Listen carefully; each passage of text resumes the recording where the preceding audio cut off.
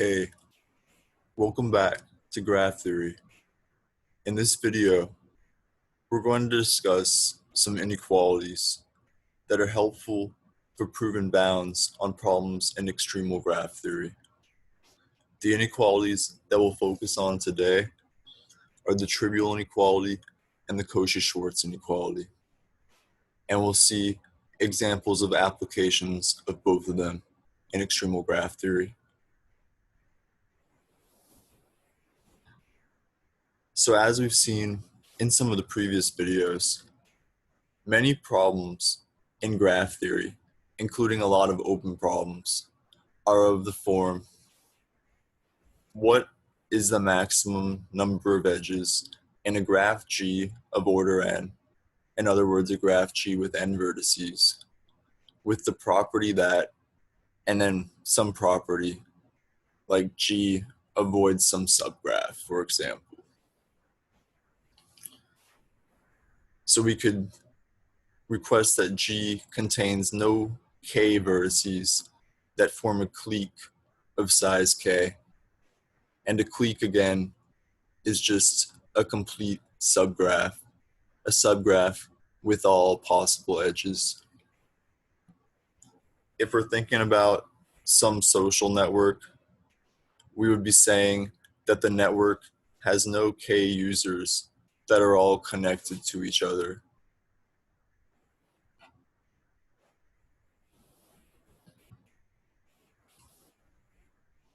So for these kind of problems, most of them are open, and the best that's known for them is just upper and lower bounds.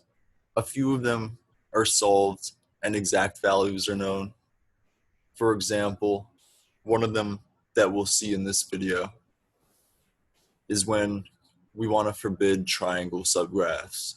In other words, if we are forbidding a K3.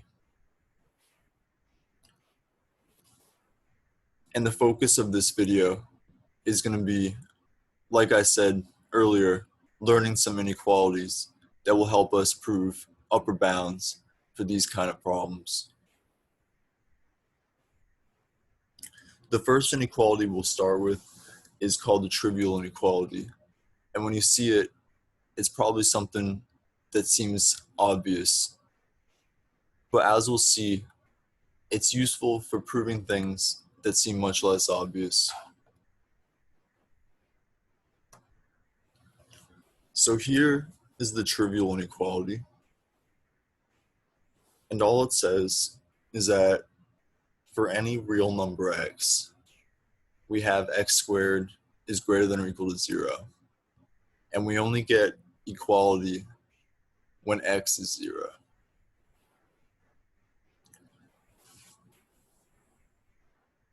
We can see why this is true if we have some x with absolute value greater than 0, then we know its square is going to be greater than 0. And if the absolute value of x is not greater than 0, then x equals 0. And in that case, x squared equals 0.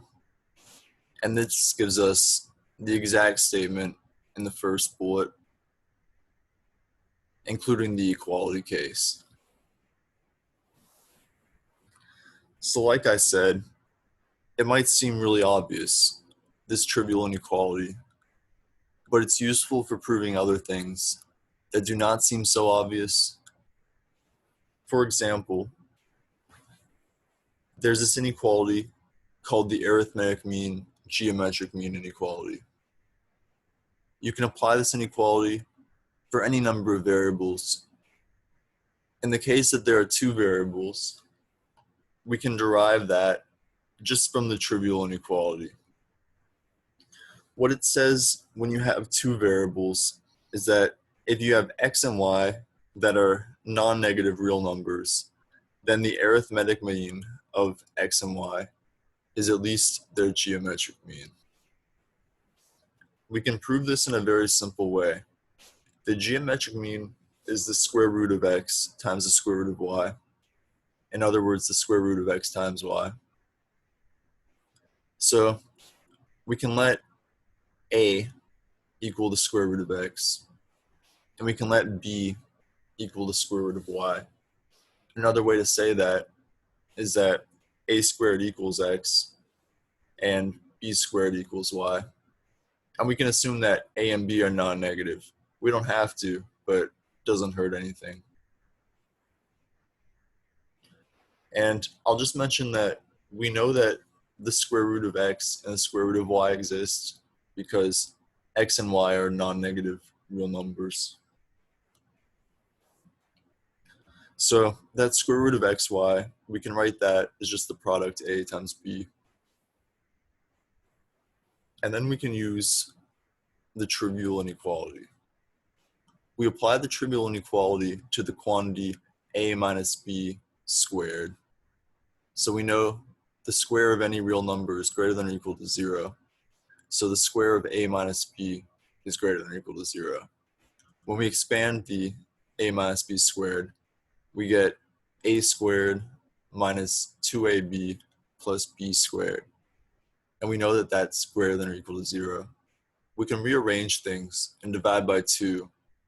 And that gives us a squared plus b squared over 2 is greater than or equal to ab. And we can rewrite things in terms of the x and y after that.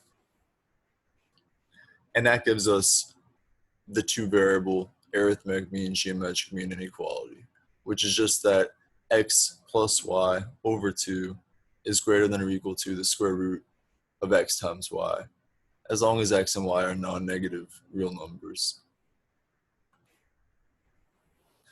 So I said that we would apply these inequalities to some problems in extremal graph theory. So let's do one now. This is one that we actually saw in an earlier video. What is the maximum number of edges in a bipartite graph of order n? And remember that a bipartite graph has a vertex set that we can split into two parts so that all of the edges in the graph go from one part to the other part, and there's no edges within a part. So we can say that the two parts in this bipartite graph of order n have size of x and n minus x. If we want to maximize the number of edges in a bipartite graph, then we should make it complete bipartite. So the number of edges will just be the number of vertices in one part times the number of vertices in the second part. And that's just x times n minus x in this case. And if we want to check that we can apply the arithmetic mean geometric mean inequality, all we need to check is that x and n minus x are non-negative, which they clearly are in this case, because we're talking about the sizes of the parts of the bipartite graph. So we can apply the two-variable arithmetic mean geometric mean inequality, and that gives us x times n minus x. Well, the equality is not applying anything. That's just clear. It's just the square of the square root of x times n minus x. And then inside the square, so just to the part inside the parentheses, we apply the arithmetic mean geometric mean inequality. So we can say that the square root of x times n minus x is less than or equal to x plus n minus x over 2. And then we're squaring both sides of that. And the x plus n minus x over 2 simplifies because the x's cancel. And as you can see, we end up with an n squared over 4. So we're going to prove some more inequalities using the trivial inequality. And the next one we're going to prove is very useful. We're going to use it to prove a theorem that's known as Mantel's theorem, which was proved over 100 years ago. But it's a very interesting result. And later on, it was generalized, also using a pretty nice short proof that we'll see in this video. So the next inequality, you might have actually seen it in some previous classes. like linear algebra, for example, the Cauchy-Schwartz inequality. And the way that we're going to word it in here is that if you have two sequences, A1, A2 up to AN, and B1, B2 up to Bn, they're both sequences of length n, they're both sequences of real numbers, then we can say that the sum from I equals 1 to n of AI squared times the sum from I equals 1 to n of Bi squared is going to be greater than or equal to the square of the sum from I equals 1 to n of AI Bi. Another way we can write this is in terms of vectors. So this is why you might have seen it in a linear algebra class before. And I'll mention we only get equality, if and only if there exists some real number r such that a1, a2 up to an is equal to r times b1, b2 up to bn. In other words, if we view a1, a2 up to an and b1, b2 up to bn as vectors, the vectors are parallel.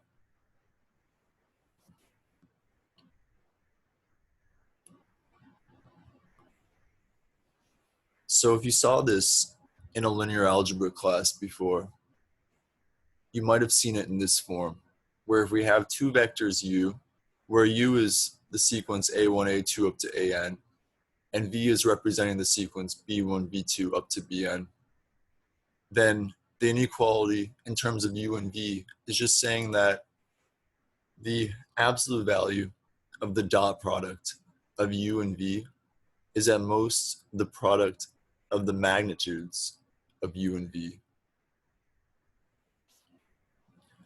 And if we square both sides of that, that actually gives us the exact same inequality that we see in the second bullet.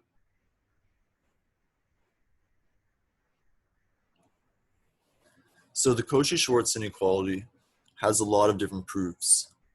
I've seen at least several proofs. The proof that we'll look at here is very short, and it uses the trivial inequality. So the first thing that we'll do in this proof is we'll note an equality between the two sides that we see here. So one of the sides, the left side, is 2 times the sum from I equals 1 to n of ai squared times the sum from I equals 1 to n of bi squared. And we're subtracting from that 2 times the square of the sum from I equals 1 to n of ai bi. So when we look at these two terms, it's the two terms that we're seeing in the Cauchy-Schwartz inequality that we're trying to prove. We're multiplying them by 2 though, and we're taking the difference of them. We're taking the one that we're trying to prove is greater than or equal to the other one, and we're subtracting the other one from it, and we're multiplying everything by 2. Now, the other side of the equation that we're trying to show is equal to this. This is just the sum from I equals 1 to n times the sum j equals 1 to n of the square of ai bj minus aj bi. So let's talk a little about why this is an inequality, why the two sides are equal to each other. So we'll start from the right side. We have the sum of the ai bj minus aj bi,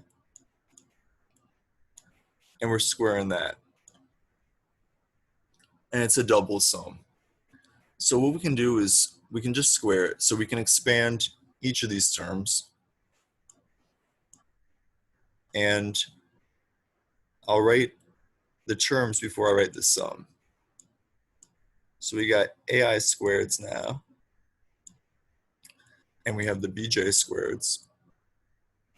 So this is the square term that we're getting from the first term in this sum. The second term, this AJBI, its square term, we're going to get AJ squared and then a BI squared. And then we get cross terms. So we get minus 2, and we'll get AI, BJ, and then AJ, and BI. And we have our sums in front.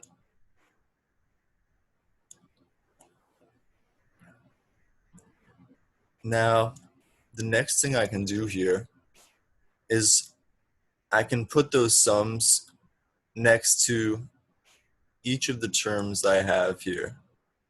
So I have 3 different terms there that I'm summing, and I can just put the sums on each one. So we have the sum in front, and that goes in front of the AI squared BJ squared.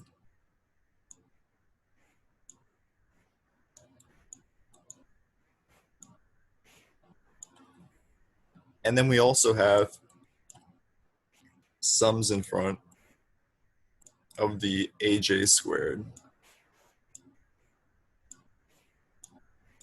and BI squared. And then we'll do a minus 2, and then we'll have a sum in front of the, we'll write these like AI, BI, AJ, BJ. Okay. Now, since all these sums are sums I equals 1 to n, j equals 1 to n, we can rewrite things a little more. So we'll keep the first one the same.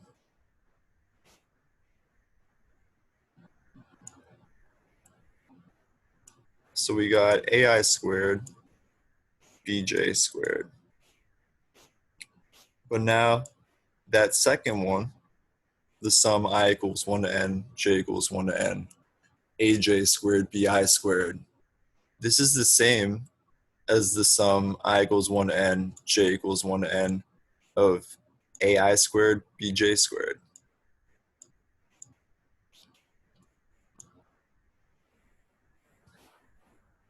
And then that last sum,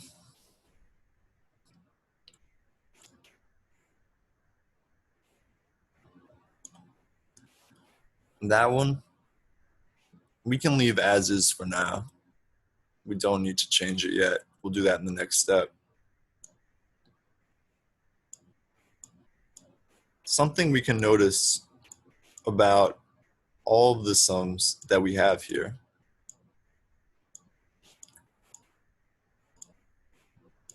is that the terms inside them are separable.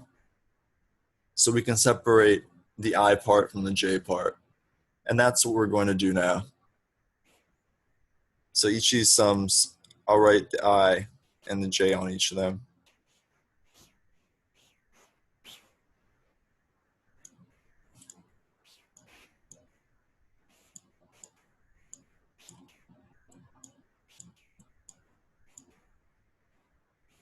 And we're just going to now separate the I part from the j part.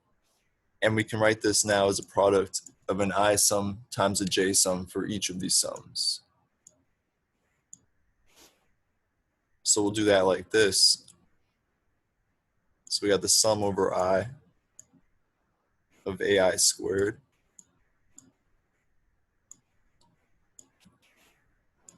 we got the sum over j of bj squared. And now we can see that both this term and this term, they're the exact same term. So we really just have double that sum. The last sum will separate out as well. So we get 2 times the sum over I of the AI BI. And then we have that multiplied by the sum over J of AJ BJ. And that's exactly what we're claiming is the equality. So we started from the right side and we just got to the left side. So that's what we were trying to show. That was just a little extra explanation for that bullet. If that was too much, sorry for wasting your time. So I'm going to clear that now. Okay. So we have that equality. And now we're going to use the trivial inequality. So we can use the trivial inequality on all of the terms on the right side of that equality. So all of them are squares. The AIBJ minus AJBI, we're squaring that. So we can say that whole sum, the sum from I equals 1 to n, and the sum from j equals 1 to n of the square of AIBJ minus AJBI, that whole sum will be greater than or equal to 0. And that's by applying the trivial inequality to each of the terms. So then, since that sum is equal to 2 times sum from I equals 1 to n of AI squared times sum I equals 1 to n of BI squared minus 2 times the square of sum from I equals 1 to n of AI BI. So since we proved that equality, we can then say that the left side, the side with the 2's, is going to be greater than or equal to 0. And then we can add the minus part of the left side in that third to last bullet. We add the minus part to both sides. We divide by 2. And this gives us exactly what we want, the Cauchy-Schwartz inequality, which is that, well, it's exactly what we see in the second bullet. I guess I won't read it again since we have basically been saying a bunch of times. Okay, so before we get to the end of this slide, here's a problem for you to think about. And you can do this problem using the same method that we've been using to prove the inequality part of the Cauchy-Schwartz inequality. So this problem is about proving the other part of the Cauchy-Schwartz inequality, which is the equality part. So why can we say that we get equality if and only if there exists some real number r such that a1, a2 up to an equals r times b1, b2 up to bn? In other words, why do we get equality if and only if the vectors u and v are parallel? So we're going to apply the Cauchy-Schwartz inequality to a problem in extremal graph theory. Like I said, this problem was something that was solved over 100 years ago. It was solved by a mathematician named Mantle, and it's called Mantle's theorem. In order to phrase this problem, and also in order to discuss some generalizations of it, we're going to define some terms from graph theory that we haven't seen yet. First term is isomorphic. If we have two graphs, G, which has vertex set V and edge set E, and we have another graph, H, it has vertex set R and edge set S, we'll define G and H to be isomorphic if there exists a bijection, we'll call it F, from V to R, in other words, from the vertex set of G to the vertex set of H, and then such that UV is an edge in E for some vertices UV and V, if and only if F of U, F of V is an edge in S for some vertices FU, FV in R, which are the images of U and V under the map F.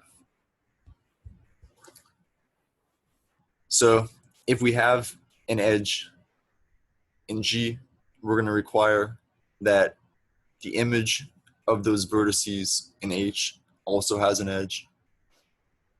If the two vertices in G don't have an edge, we're going to require that the image of those vertices in H do not have an edge. So this is all that we're requiring with an isomorphism. Now, we're also going to define another term. This is a term that we've discussed some when we talk about triangle-free graphs, but we didn't define it in full generality yet. And now that we have the definition of isomorphic graphs, we can define this term for any forbidden subgraph. So we say that a graph G is H-free if no subgraph of G is isomorphic to H. So we saw triangle free before. Triangle free is the same as K3 free, K3 being the complete graph on 3 vertices. And there's a class of graphs that we saw will all be triangle free. These are the complete, well, not necessarily complete, any bipartite graphs. The complete ones will maximize the number of edges. And we can see again why that's true. So a bipartite graph, again, has 2 parts, and all of the edges in the graph go from one part to another part. But we don't have any edges that are within parts. So if we had some triangle in a bipartite graph, we could say it had edges, 3 edges, and those edges would be on vertices A, B, and C. We have 3 vertices there, and there's 2 parts in a bipartite graph. Since there are 3 vertices, by pigeonhole principle, at least 2 of these vertices would have to be in the same part. In order for us to have a triangle, it means that every pair of these vertices are connected by an edge. But since we know at least 2 of the vertices are in the same part, those 2 cannot have an edge between them. So that is why bipartite graphs are triangle free.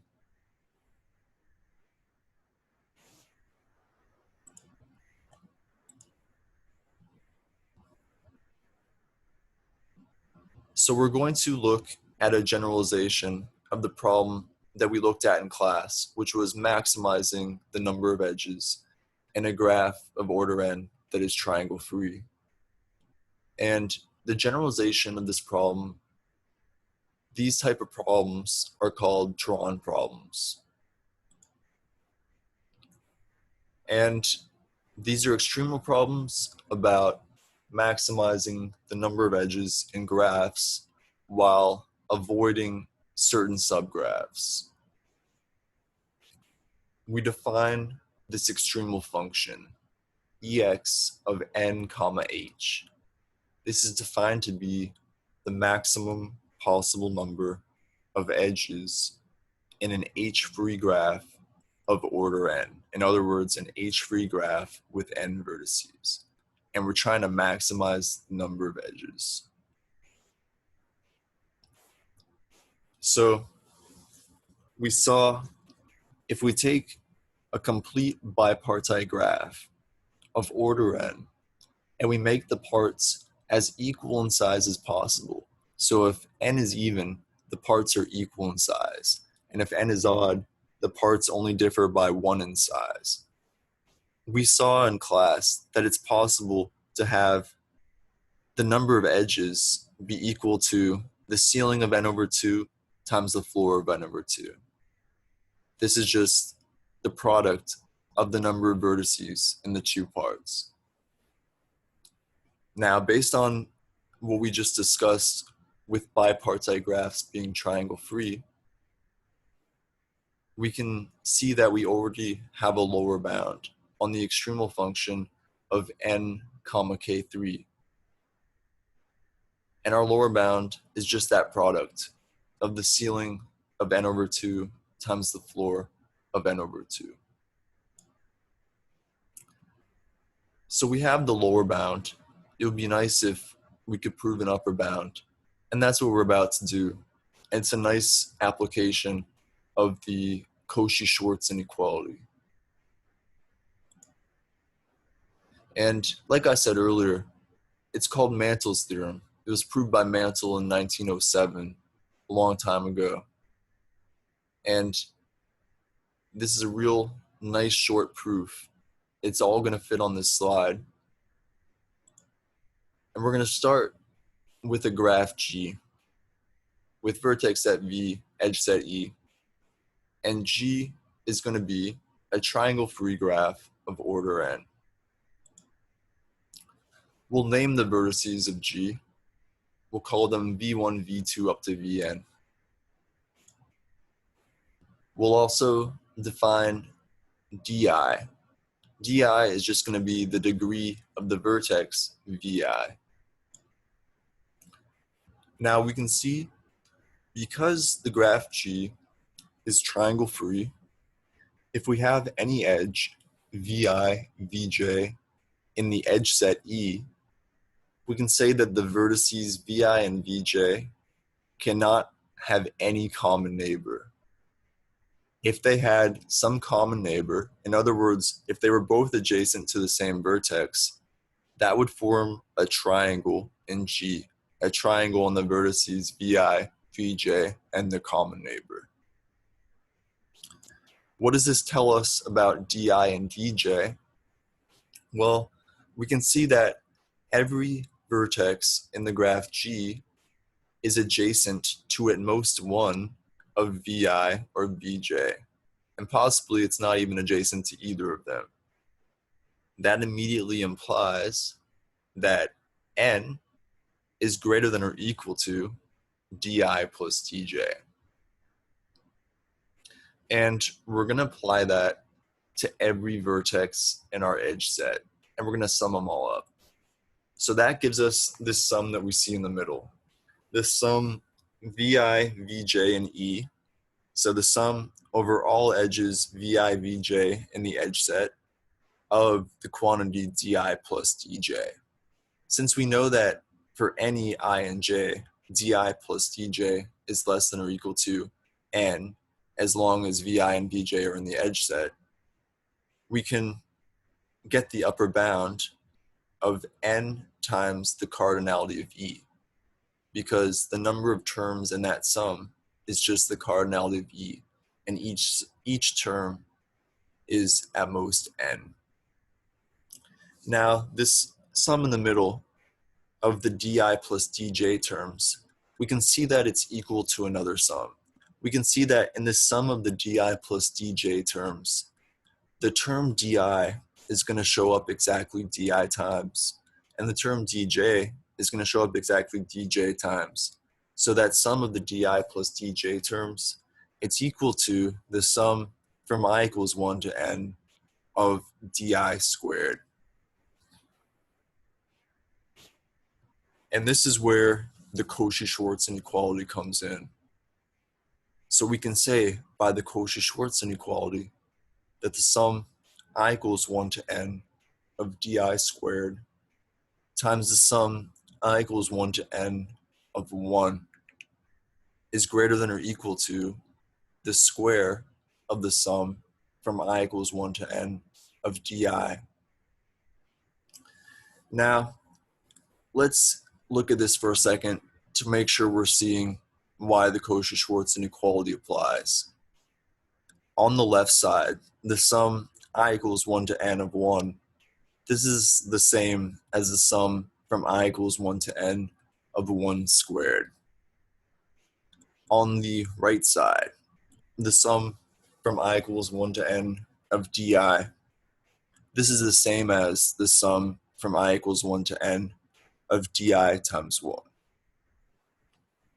Now, that right side, the square of the sum from I equals 1 to n of Di, we can see that the inside, the sum part, when we take the sum I equals 1 to n of Di, in other words, the sum of the degrees of the vertices in the graph, for any graph, this is always going to be twice the number of edges. So when we square it, we're getting twice the number of edges squared. Now we can combine the inequalities that we have proved here. So we'll start with the twice the number of edges squared.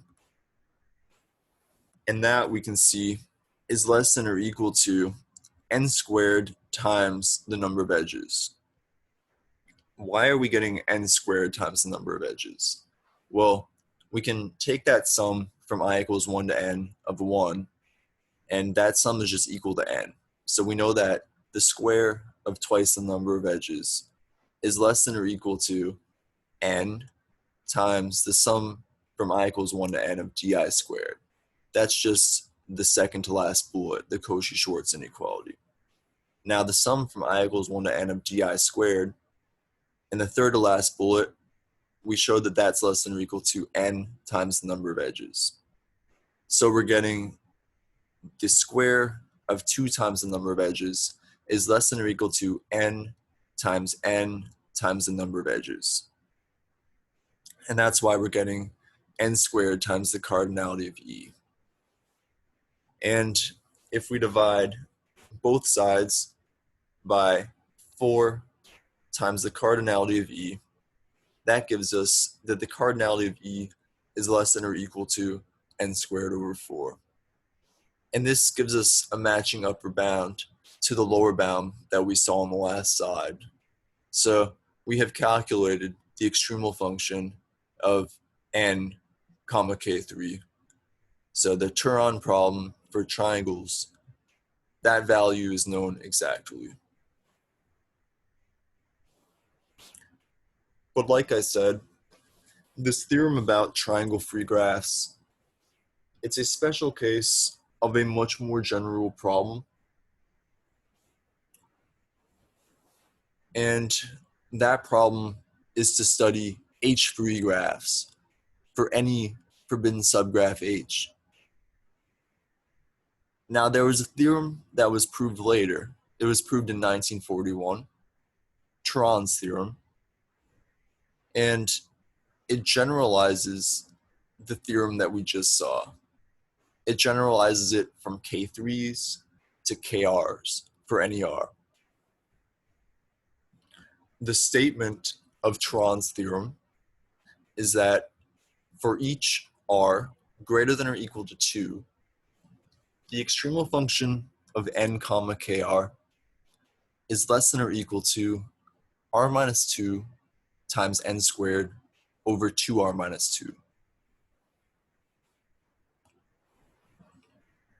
In class, we actually discussed this one a little bit already, but we didn't talk about what the name was. We just talked about constructing some graphs that would give us a lower bound. In the case when n is divisible by r minus 1, we actually found graphs in class that attain that upper bound. So the upper bound is tight in that case.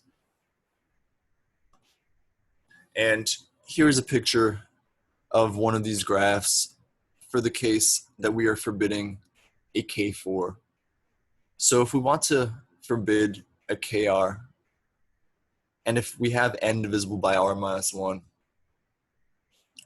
we can take a graph, k of r minus 1, and we can turn each vertex into an independent set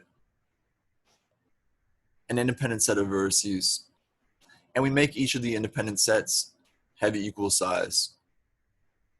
And that gives us the construction that we see on this slide in the case that r equals 4.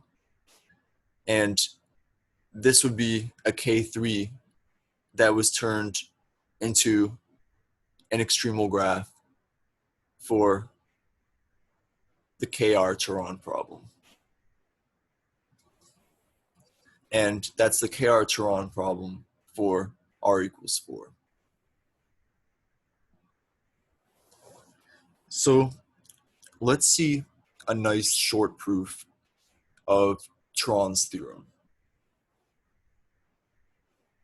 If we want to prove this upper bound, we can use induction, and we're just going to induct on R. In order to induct, we'll need to start with the base case, which will be r equals 2. And our proof that we'll discuss here is a proof from Staten, which was published in 1999 in the American Math Monthly, I think. So first, the result is obvious for r equals 2. In that case, we get 0. Can't have any edges, or else you get a k2. Now, we need to do the inductive step. So we're going to have an inductive hypothesis. That hypothesis is that the extremal function of n comma kr is less than or equal to r minus 2 times n squared over 2r minus 2. And we're going to use that inductive hypothesis to prove the next step, to prove that the extremal function of n comma k of r plus 1 is at most r minus 1 times n squared over 2r. So let's take any graph G that is k of r plus 1 free. In other words, it has no clique on r plus 1 vertices. And we'll define this value x. X is going to be the number of vertices in a largest kr-free induced subgraph of G. So we want to find the largest possible induced subgraph of G that has no clique on R vertices.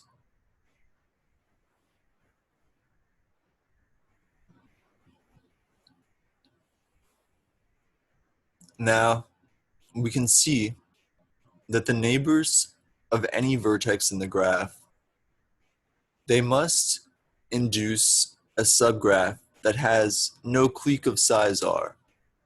The reason for this is because if they did induce a subgraph that contained a clique of size R, we could take that clique of size R, we could combine it with the vertex whose neighbors we're looking at, and that would give us a clique of size R plus 1. However, we were assuming that our graph G avoids cliques of size R plus 1. In other words, it's kr plus 1 free. So the neighbors of any vertex in G must induce a kr free subgraph. This tells us, by the definition of X, that no vertex in our graph G can have degree more than X.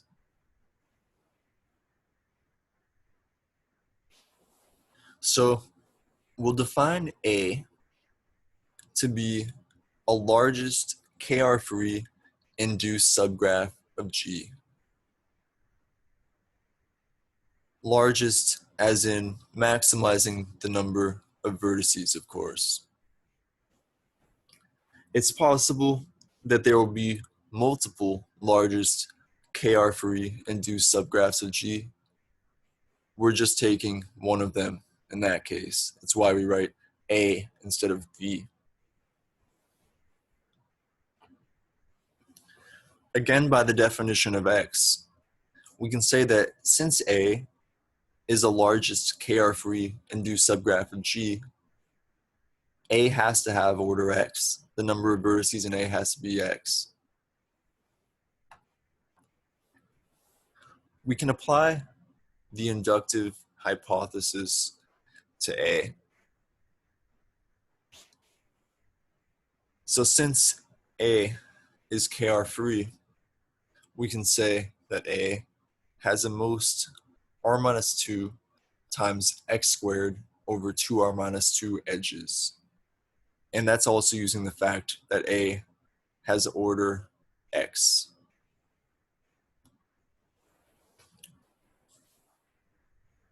So that gives us a way to count the edges that are in A. If we want to count the edges of G that are not in A, we can observe that each edge of G not in A must contain some vertex that's not in A.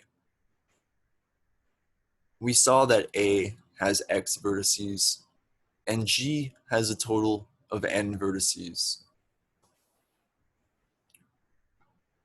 So the number of vertices not in A is going to be N minus X. We also saw that no vertex of G has degree more than X. So the total number of edges that are in G but not in A is going to be, at most, the number of vertices that are in G but not in A times X. And that's just N minus X times X. So that gives us an upper bound on the number of edges in G that are not in A. So we can combine these two quantities, these two bounds that we got. We can say that in total, the number of edges in G is at most r minus 2 times x squared over 2r minus 2 plus x times n minus x. And then we can rearrange things. So all we have to do is rearrange things.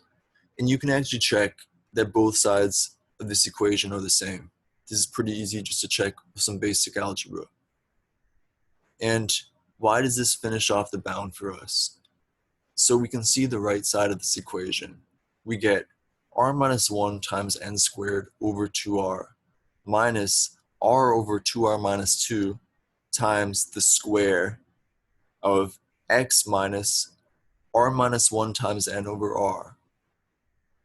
So let's look at that. We have the r minus 1 times n squared over 2r. That's the upper bound we were trying to get. We're subtracting from that r over 2r minus 2, which is positive, times a square. So we know that that right side, it must always be, at most, r minus 1 times n squared over 2r, because we're subtracting a non-negative value from r minus 1 times n squared over 2r. And that value is non-negative by the trivial inequality. So the trivial inequality came back to help us at the end of this proof. So that gives us the upper bound we were looking for. That right side is at most r minus 1 times n squared over 2r. And that finishes off the induction. So we just proved Turan's theorem. And again, I'll mention that was a proof by Staten, which was published in 1999. There are a lot of ways to prove Turan's theorem though. So there's actually another way, which uses the Cauchy-Schwartz inequality, and it also uses probabilistic methods. We're going to see probabilistic methods soon in the videos for next week. But before we get to those, we're going to do some more with inequalities. So in the next video, we're going to see an inequality that's way more powerful than any of the inequalities we've seen so far. And we're going to use it to prove some more results in extremal graph theory. Thanks for watching.